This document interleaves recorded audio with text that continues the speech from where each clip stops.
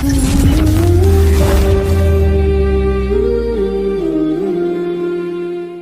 bani Adam khudhu zinatakum 'inda kulli masjid. Hai anak cucu Adam, kalau dalam bahasa tafsirnya begini, jika sudah terdengar panggilan dari masjid-masjid itu, maka persiapkan dan kenakan pakaian terbaikmu. Jadi kalau mau sholat, jangan sekadarnya berpakaian. Cari pakaian-pakaian yang menurut kita paling pantas menghadap Allah. Ilustrasinya begini, walaysa kamitslihi syai'. Antum akan menghadap pada pimpinan di kantor. Panggilan khusus, yang panggilan itu boleh menyampaikan keperluan Anda. Pimpinan tertinggi. Pasti akan cari pakaian yang dirasa pantas kan? Nah sekarang yang menciptakan pimpinan kita, yang mengatur segalanya, ya penguasa semesta alam, memanggil kita.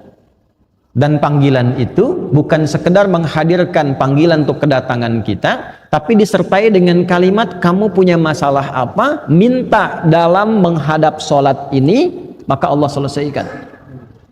Karena itu panggilan pertama sholat dalam Al-Quran yang jenisnya bentuk sholat berupa panggilan, itu di Al-Baqarah ayat 45, kalimatnya wasta'inu bis-sabri was-salah. Dan jika Anda punya persoalan dalam kehidupan, terima dulu dengan sabar, lalu datang kepada Allah minta solusi lewat sholat.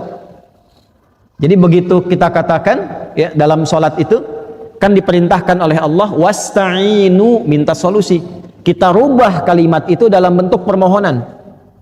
Allah perintahkan sholat, ya di situ kita menyembah Allah, maka kita katakan iyyaka na'budu. Ya Allah, engkau perintahkan aku sholat untuk menyembahmu, aku lakukan sekarang. Dan engkau perintahkan aku minta solusi dari persoalanku, sekarang aku mohon kepadamu. Bentuk perintahnya wasta'inu, bentuk permohonannya rubah ke mudhari, nasta'in. Maka kita ucapkan iyyaka na'budu wa Nah di hadis qudsinya riwayat sahabat Abu Hurairah, Allah menjawab demikian, wa idza qala al-'abdu iyyaka na'budu wa iyyaka nasta'in qala Allahu 'azza wa jalla hadza baini wa baina 'abdi wa li 'abdi ma sa'al. Kalau sampai kita kebacaan itu mengucapkan iyyaka na'budu wa iyyaka nasta'in, maka Allah langsung menjawab. Lihat kalimatnya di hadis qudsi, ini perjanjian antara aku dengan hambaku. Kalau hambaku benar menunaikan sholat sampai kalimat ini, maka apapun yang dia minta aku kabulkan saat ini. Nah, jadi nanti ada 4 keadaan dalam sholat, boleh dicatat ini ya, 4 posisi dalam sholat itu yang menjadikan doa kita terkabul dengan cepat. Ada 4.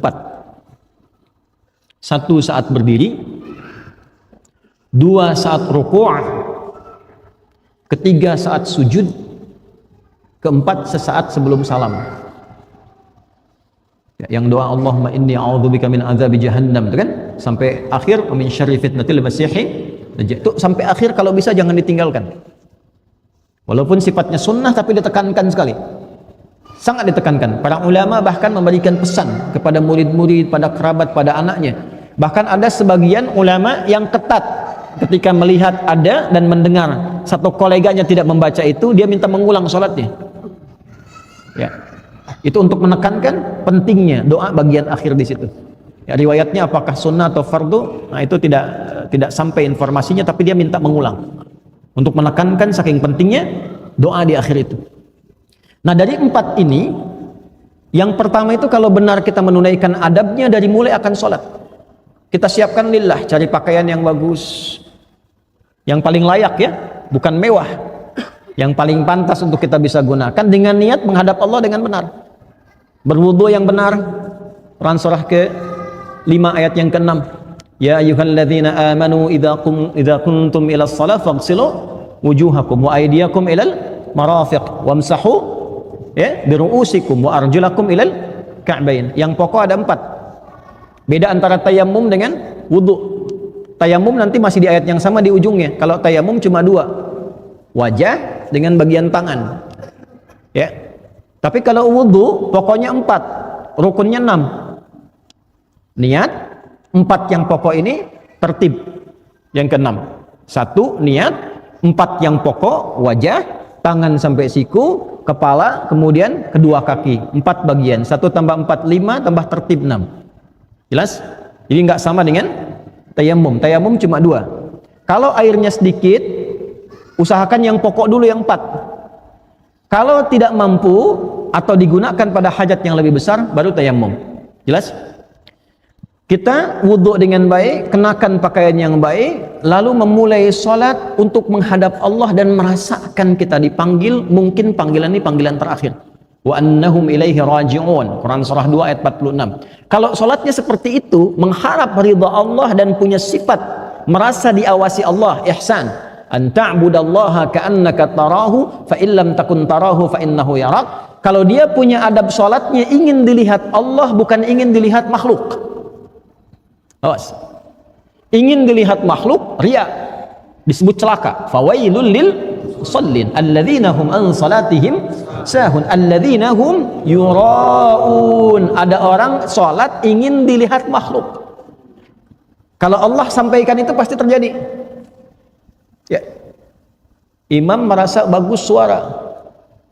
Dipuji oleh makmum, maghrib dipuji. Begitu isya, setan datang tuh, liukin dikit deh. Ya. Itu awas jangan dikira jadi imam mudah.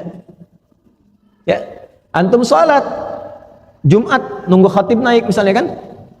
Nah, kalau saat masih belum banyak orang biasa, ketika banyak orang lihat tuh, berubah nggak cara takbirnya? Loh. Hah? Nah, kalau kita bisa jaga adabnya, saya mau ada orang nggak ada orang, yang penting Allah ridha, sifat ihsannya masuk, pakaiannya bagus, adab fisik, taharahnya bagus, menghadapnya bagus, mengharap ridha Allah, itu jaminan pertamanya. Dalam keadaan berdiri dia minta apa, Allah mengabulkan, sepanjang itu kebutuhan hidupnya. Nah, nanti sanad ilmu untuk jawaban berdiri ini ada di Ali Imran, kalau di Quran ayat 38 sampai 39. Ya, Nabi Zakaria itu minta keturunan, padahal istrinya divonis tidak mungkin punya keturunan secara medis karena maaf monofos dan mandul. Itu mintanya saat berdiri dalam sholat. Nah, ayat 39-nya ketika turun jawaban, fanadathul malaikatu wa huwa qaimun yusalli fil mihrab. Qaimun yusalli, beliau masih berdiri dalam sholatnya yang ditunaikan di mihrabnya, masih berdiri. Jadi antara doa dengan jawaban itu tidak ada jeda, pakai fa, harfu atfin rabitin baina syai'aini bila hudud. Huruf yang merangkai dua peristiwa tanpa jeda. Peristiwa pertama berdoa, hunalika da'a Zakaria rabbah qala rabbi habli min ladunka dzurriyyatan thayyibah innaka sami'ud du'a. Itu ijazah doa bagi yang ingin diberi keturunan. Bisa dibacakan rakaat pertamanya ayat 38 Ali Imran, rakaat keduanya ayat 39-nya. Bangun malam salat 2 rakaat. Ya, nanti doanya kalau selesai doa bacakan Quran surah 19 Maryam ayat 1 sampai 15. Kalau belum hafal buka mushaf. Amalan hartanya Quran surah 21 ayat 89 sampai 90, rajin sedekah. 3 amalan. Ya, ini dari Quran langsung petunjuknya untuk bisa diizinkan oleh Allah ya dan diberikan kelapangan mendapatkan keturunan. Nah, itu dipanjatkan dalam salat dengan adab.